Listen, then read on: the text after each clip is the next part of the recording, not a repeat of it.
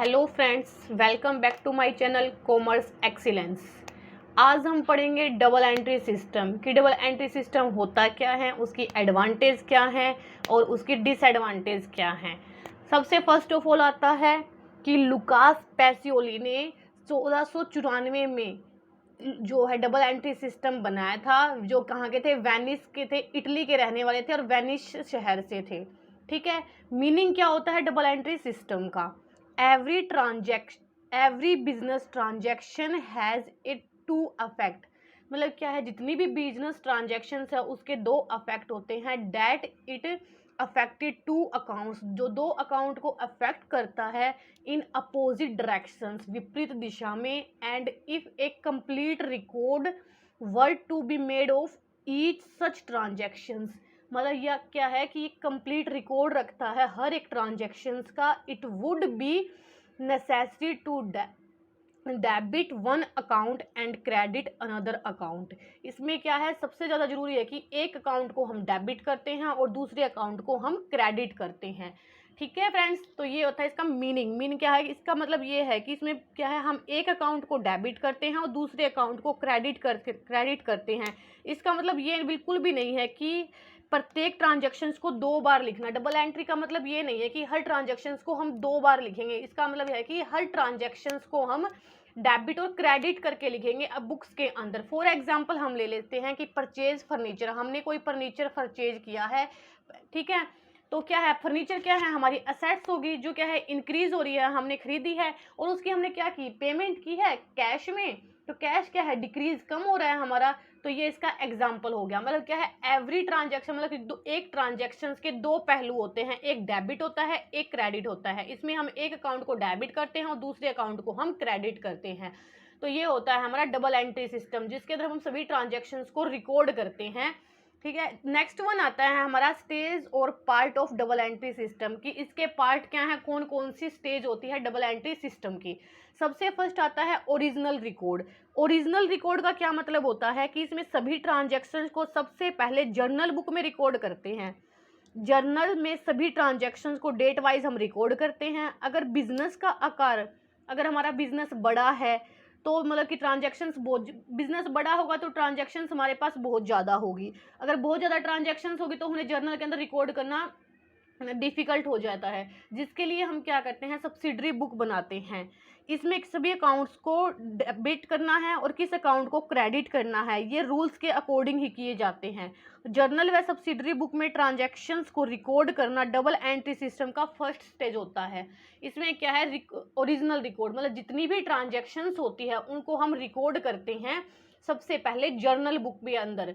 उसके बाद अगर हमारा बिजनेस छोटा है तो हम उसके जर्नल बुक में रिकॉर्ड करेंगे। अगर बिजनेस बड़ा है तो उसके लिए हमें अलग से बुक बनानी होती है जिसे हम सब्सिडरी बुक बोलते हैं।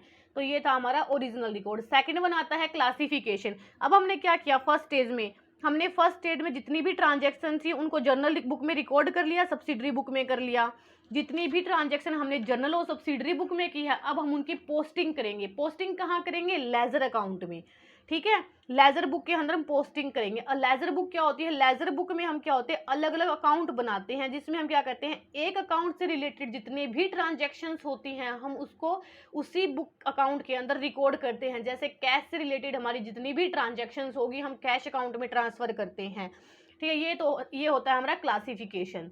नेक्स्ट वन आता है समरी। अब हमने जर्नल बुक बना ली, लेजर में पोस्टिंग कर दी, अब हम क्या करेंगे, उनकी समरी करेंगे, समराइज करेंगे उनको। ठीक है, समराइजिंग में क्या होता है, ये डबल एंट्री सिस्टम का लास्ट स्टेज होता है, जिसमें हम कहते हैं लेजर बुक में हमने जितने भी अकाउंट खोले हैं, लेजर अकाउंट बुक में जितने भी अकाउंट खोले हैं उनका बैलेंस निकालते हैं और इस बैलेंस को हम क्या करते हैं, ट्रायल बैलेंस में डालते हैं। ठीक है, और हम क्या कहते हैं, जिसमें ट्रायल बैलेंस की एक साइड डेबिट बैलेंस होता है और दूसरी साइड क्या होता है, हमारा क्रेडिट बैलेंस होता है। और ट्रायल बैलेंस में क्या होता है, हमेशा जो डेबिट और क्रेडिट है उनका इक्वल हमेशा बराबर आता है। अगर उनका इक्वल जो है अमाउंट जो है वो कभी भी बराबर नहीं आती है तो इसका मतलब ये है कि हमने लेजर अकाउंट में कोई मिस्टेक की है।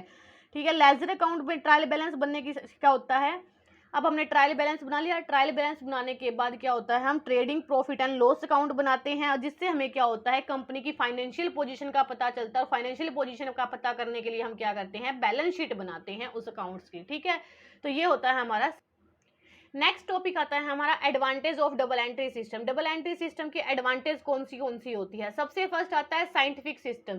साइंटिफिक सिस्टम का मतलब होता है कि इस मतलब कि डबल एंट्री सिस्टम में जितने भी ट्रांजेक्शन्स किए जाते हैं वो रूल्स एंड रेगुलेशन के अकॉर्डिंग ही किए जाते हैं।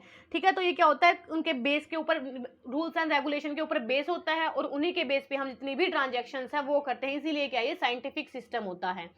Complete record of transactions.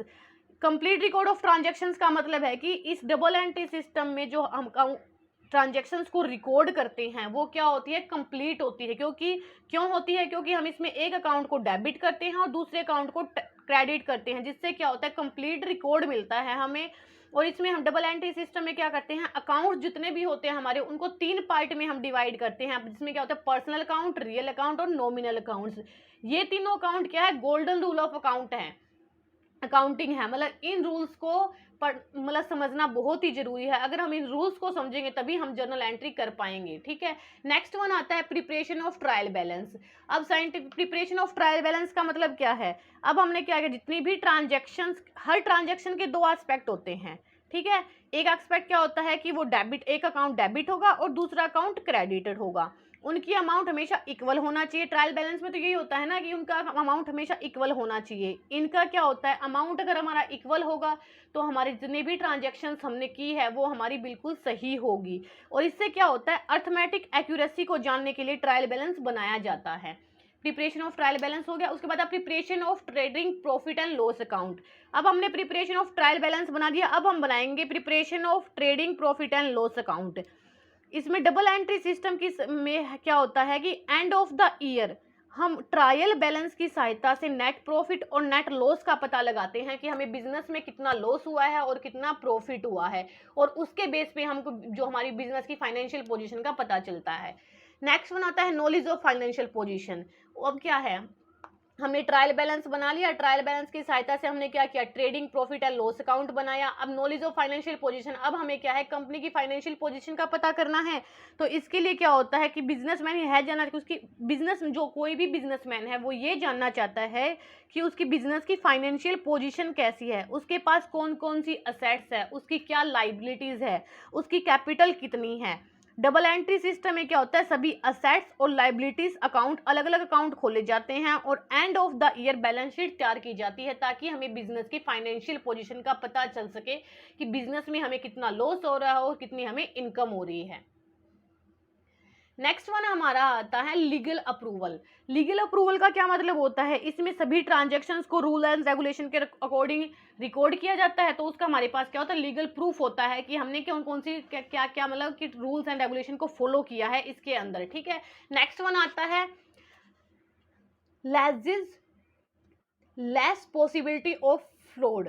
मतलब क्या है, हमारे पास प्रूफ होगा तो फ्रॉड का कोई चांसेस नहीं है। क्योंकि हम इसमें हर ट्रांजैक्शंस को, मतलब जितने भी हमारे अकाउंट्स होते हैं उसमें डेबिट और क्रेडिट करते हैं हर अमाउंट को, तो हमारा जो प्रॉफिट या लॉस है वो हमेशा सही आता है, क्योंकि कोई भी चांस नहीं होता इसमें फ्रॉड का। ठीक है, नेक्स्ट वन आता है कंपैरेटिव स्टडी। कंपैरेटिव स्टडी का मतलब क्या है, हम इसमें कंपैरिजन कर सकते हैं कि हमारी करंट ईयर की जो एक्सपेंसेस इनकम है वो कितनी है और हमारे लास्ट ईयर के एक्सपेंसेस इनकम है वो कितने थे, उनके बीच में हम कंपैरिजन कर सकते हैं। नेक्स्ट वन आता है help management in decision making. अभी क्या, डिसीजन मेकिंग में भी मैनेजमेंट की हेल्प करता है। क्योंकि हमें क्या होता है, करंट और प्रीवियस ईयर के जो भी हमारे इनकम एक्सपेंसेस लॉसेज होते हैं उनको हम देख सकते हैं, हमारी कंपनी की फाइनेंशियल पोजीशन हमें पता चल जाती है। Trading profit and loss account बनाते हैं जिससे हमें पता चलता है कि बिजनेस में कितना लॉस हो रहा है और कितना प्रॉफिट हो रहा है। तो उसमें क्या होता है, जो मैनेजमेंट है उसको डिसीजन लेने में हेल्प होती है। नेक्स्ट वन आता है suitable for all type of businessman. ये क्या है, जो सुटेबल है ऑल टाइप ऑफ बिजनेसमैन, मतलब कि बिजनेस चाहे छोटा हो बड़ा हो उन सब के लिए ये सुटेबल है। ठीक है, ये थी हमारी एडवांटेज।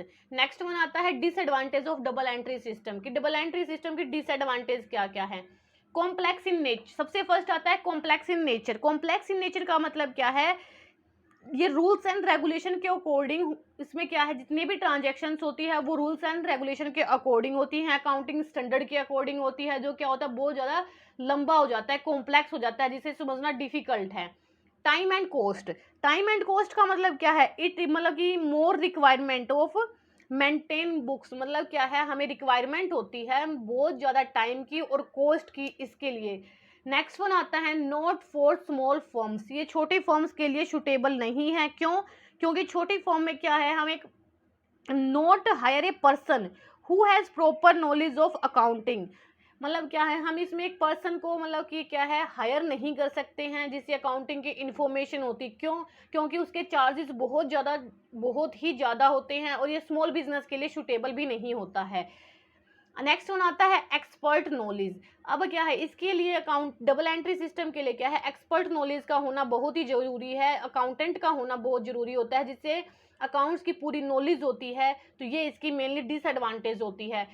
ओके फ्रेंड्स, तो आज हमने किया डबल एंट्री सिस्टम की, डबल एंट्री सिस्टम होता क्या है, उसकी क्या क्या स्टेज थी, एडवांटेज और डिसएडवांटेज। थैंक यू फ्रेंड्स, अगर आपको वीडियो अच्छा लगा हो तो प्लीज़ इसे लाइक शेयर एंड सब्सक्राइब करें।